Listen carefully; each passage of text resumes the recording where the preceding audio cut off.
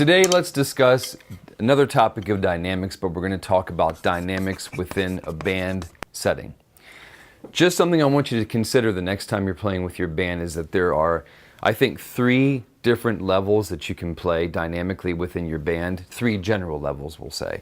So one of those levels would be if you're playing what I would call on top of the band. Okay? Now on top, your first thought might be louder, and yes, it could mean louder, but on top can also just mean that your dynamic is a little bit louder, but you're really kind of driving with great intent. A great example of this would be if you're playing something like Highway to Hell, AC/DC. So when you come in after that big guitar riff, da-na-na, da-na-na, da-na-na, da-na-na.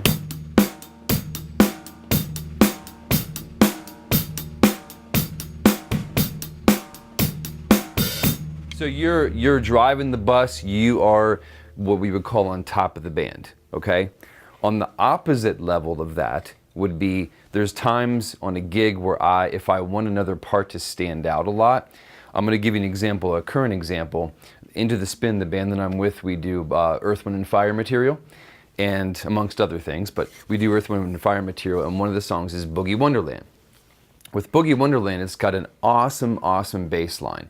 And so when we're playing that live, I wanted to really be driving the groove because I want people to dance, but at the same time, for our bassist, Andy Seal, I want that bass part to really stand out. So what I'll do is, instead of playing it more on top, which would be something like this,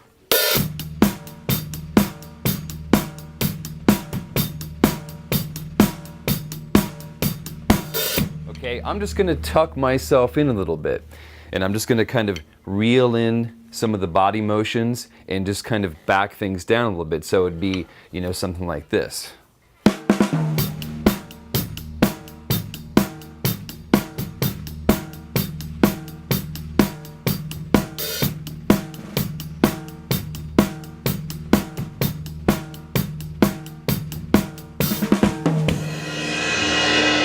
So by me just lowering myself down a little bit, what that does is that allows that other part to shine through a little bit more, okay? And that can be done with any of your instrumentalists. So if you want a bass part to stand out a little bit, you can do that. If you want a guitar solo to shine a little bit more, maybe in a ballad or something like that, you can play a little bit beneath a band to help push those other things forward without them having to adjust anything they're doing. And then the other thing would just be, you know, if the whole band's playing a tune where you're just sailing right through the middle, you just want to have a good overall blend. And that I think is oftentimes where you want your starting point to be, and then you can kind of go up or down from there. So when you're playing with a band, consider, you know, in this song, do you want to be a little bit more on top? You want to be like tucking in a little bit more so something else can stand out? Or do you want to just have that good overall band balance? We'll see you next time.